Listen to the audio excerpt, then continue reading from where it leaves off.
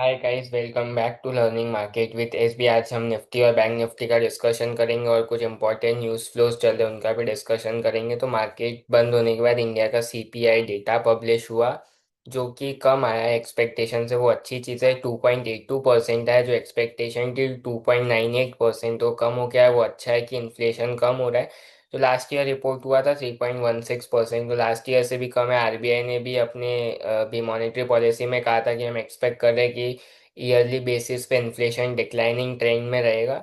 और ऐसे भी अभी आगे हमारे मानसून का सीज़न है, तो आईएमडी ने हेल्दी मानसून फोरकास्ट किया इंडिया के लिए। तो जब जब हेल्दी मानसून रहता है, फूड इन्फ्लेशन और बाकी सारी चीज़ों का इन्फ्लेशन थोड़ा कूल ऑफ हो जाता है, तो उससे भी थोड़ा इन्फ्लेशन को फ़ायदा मिलता है। वो डाउन ट्रेंड में, डाउनवर्ड ट्रेजेक्ट्री में चला जाता है। उसके अलावा कुछ ग्लोबल फ्रंट्स पे अनसर्टेनिटी है, जैसे कि लॉस एंजलिस में राइट्स चल रहे थे। 2 3 4 दिन पहले राइट्स हो रहे थे, वो अभी भी कंटिन्यू है। उसके अलावा जो न्यूक्लियर डील है जो ईरान और अमेरिका के बीच में, उसमें कुछ इश्यूज चल रहे हैं कंटिन्यू। और आज मार्केट के मतलब मिडल ऑफ द मार्केट में न्यूज़ भी आई कि ईरान पे अटैक करने की ट्राई कर रहे हैं। इसराइल काफ़ी हैवी मशीनरी लोड कर रहा है, तो ऐसी काफ़ी न्यूज़ फ्लोज चल रहे हैं बैक्ड बाय यूएस। तो वो काफ़ी चीज़ें चल रही है, उसके कारण क्रूड ऑयल एक तो शूट कर रहा है, जो इंडिया के लिए अच्छा नहीं है, क्योंकि क्रूड ऑयल इंडिया इंपोर्ट करता है। तो इंडिया के लिए वो एक एक्सपेंस की तरह रहता है as a country, as a whole. तो वो इंडिया के लिए अच्छा नहीं है। जितना क्रूड नीचे रहेगा उतना इंडिया को फायदा रहता है। कुछ कुछ कंपनियों के लिए डायरेक्ट रॉ मटेरियल है क्रूड, जैसे पेंट इंडस्ट्री, एविएशन इंडस्ट्री, इनके लिए डायरेक्ट रॉ मटेरियल रहता है, तो उनकी प्रॉफिटेबिलिटी पे भी इम्पैक्ट पड़ता है। उसके अलावा ग्लोबल फ्रंट पे भी अच्छा नहीं है। जितना पीस रहे उतना शांति रहती है, पर देखते हैं अभी ये लोग कैसे फिगर आउट करते हैं, क्या क्या चीज़ें रहती है। ऊपर से ट्रम्प का ट्रेड डील का प्रेशर चल रहा है। वो चाइना के साथ भी डील साइन करने की तैयारी में है। पता नहीं इंडिया के साथ कब होगा, कैसे होगा। जितना जल्दी प्रोग्रेस कर जाए इंडिया, उतना बेहतर रहेगा, क्योंकि जैसे जैसे दिन डे पास होंगे उतना प्रेशर बढ़ता है कंट्रीज पे भी कि आप ट्रेड डील साइन कीजिए, क्योंकि इसका एडवर्स इफेक्ट पड़ता है फिर स्टॉक मार्केट्स पे और बाकी पार्टिसिपेंट्स पे भी। तो इंडिया भी जितना जल्दी ट्रेड फाइनलाइज कर ले, इंडिया के लिए भी उतना अच्छा, यूएस के लिए भी उतना अच्छा। दोनों इकोनॉमी फ्लरिश कर सकती है। ऑल्दो स्टॉक मार्केट भी फ्लरिश कर सकता है, क्योंकि हमें दोनों से मतलब है। इकोनॉमी अच्छी चलेगी तभी स्टॉक मार्केट उसका रिफ्लेक्शन होता है, तो वो भी काफ़ी अच्छे वे में चलेगा। बाकी हमारे डोमेस्टिक यूज़ तो अच्छे है ही। जो एमफी का डेटा है, एसआईपी का, वो भी रिकॉर्ड एसआईपी आई है, तो उसका इन्फ्लो आता ही रहता है बाय डीआईआईज। जो आप जैसे हम जैसे लोग ही इन्वेस्ट करते हैं एसआईपीज में, और वही पैसा वापस इनडायरेक्टली मार्केट में आता है, तो उसके कारण मार्केट को ऊपर रहने में हेल्प रहती है। बट मेरा पर्सनल व्यू है कि मार्केट के वैल्यूएशंस थोड़े से ज़्यादा है। एक क्वार्टर, अगर इस क्वार्टर अच्छे रिजल्ट्स आते हैं तो मार्केट को थोड़ा और मोमेंटम मिलेगा चलने के लिए ऊपर। ऑल्दो ऊपर जा सकता है, कोई डाउट नहीं है। 25 800, 26 200 सारे लेवल पॉसिबल है। पर अगर रिजल्ट्स उसको सपोर्ट करते हैं, अगर अच्छी ग्रोथ आती है कंपनीज की प्रॉफिटेबिलिटी में, सेल्स में, तो वो और अच्छा रहता है। वो हेल्दी रहता है कि मार्केट यहाँ पे सस्टेन करे, कंसोलिडेट करे 1 2 महीने, उसके बाद मार्केट में ग्रोथ आती है अर्निंग्स पे।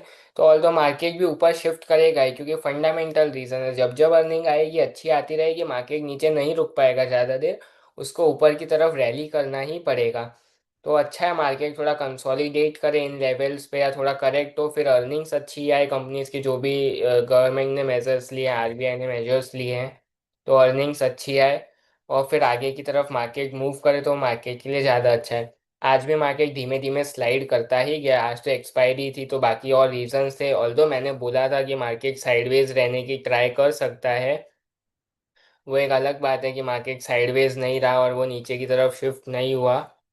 तो बाकी सारी चीज़ें देखते हैं कैसे क्या चलेगा। उन सब चीज़ों को भी डिस्कस कर लेंगे कि मार्केट क्या करने की ट्राई कर रहा है, क्या क्या पॉसिबिलिटीज़ बनती है, क्या क्या पॉसिबल सिनेरियोज है मार्केट के सामने।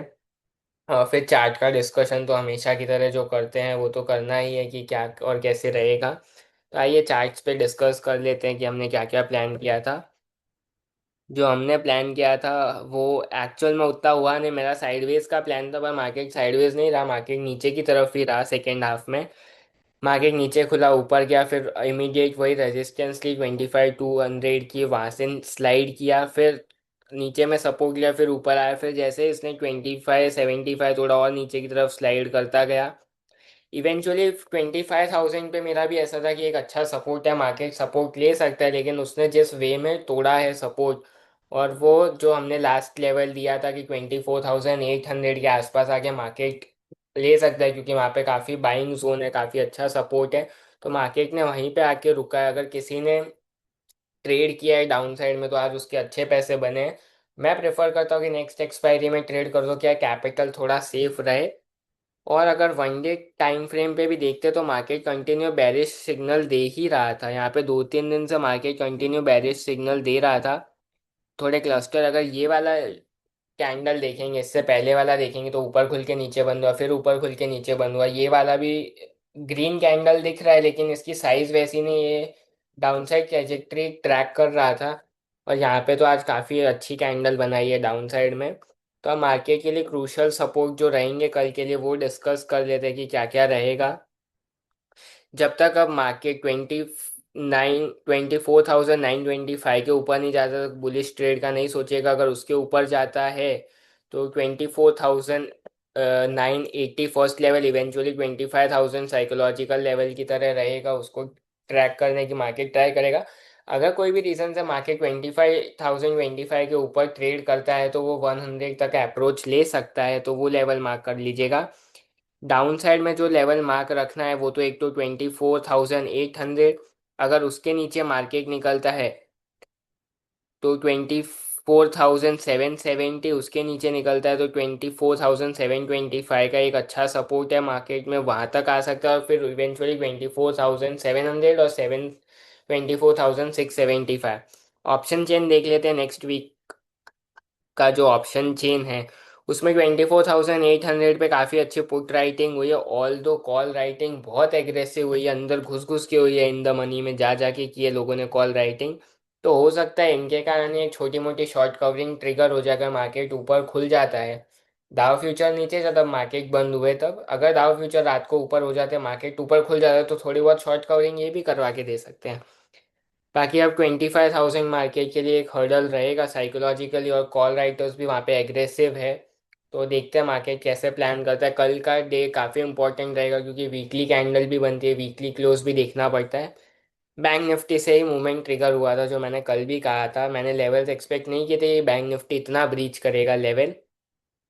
बट 56,000 डिस्कस किया था एक बार, 56,000 तक आया बैंक निफ्टी, और वहीं से ही घुमा है। तो बैंक निफ्टी के लिए जो डाउन साइड में लेवल रहेगा वो रहेगा 56,000 फर्स्ट लेवल। अगर 56,000 के नीचे निकलता है, क्योंकि वो वहीं पे क्लोज हुआ है, तो 55,950 का फर्स्ट लेवल, इसके नीचे निकलता है तो 55,800 का सेकेंड लेवल रहेगा इसके लिए। 800 के नीचे निकलता है तो 750 और 55,500 तक का डोर ओपन करता है। 55,500 के नीचे बड़ी डाउन साइड ओपन होगी,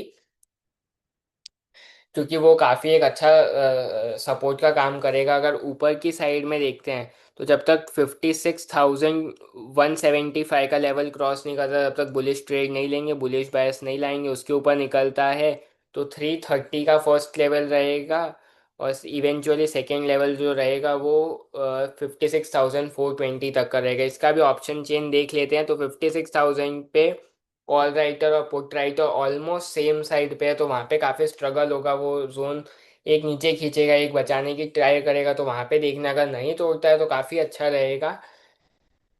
पूरी मंथली एक्सपायरी, अगर मंथली एक्सपायरी है तो 56,000 नहीं तोड़ता है तो एक शॉर्ट कवरिंग के चांसेस भी ट्रिगर होते। ऑल दो पुट राइटर्स थोड़े भागे हैं इन द मनी में, out of the money writing भी की है आगे आके, बट थोड़े बहुत भागे हैं क्योंकि वो स्क्रीन से प्रेशर लग ही रहा था। तो अब देखते हैं कैसे प्लान होता है। इसमें भी कल का वीकली क्लोज इंपॉर्टेंट होगा, क्योंकि वीकली कैंडल फॉर्म होगी तो उस ढंग से देखना पड़ेगा अपने को कि वो कैसे और क्या रहता है। तब तक के लिए आप वीडियो देखते रहिए, लाइक शेयर और सब्सक्राइब कर दीजिए। आपका लाइक मेरा मेरे को मोटिवेट करता है कि मैं और अच्छा कंटेंट ला सकूँ। वीकेंड पे वीडियोस भी आएगी, रील्स भी इंस्टाग्राम पे अपलोड होती रहेगी। तो लाइक शेयर सब्सक्राइब कीजिए चैनल को, and thank you for watching this video till and.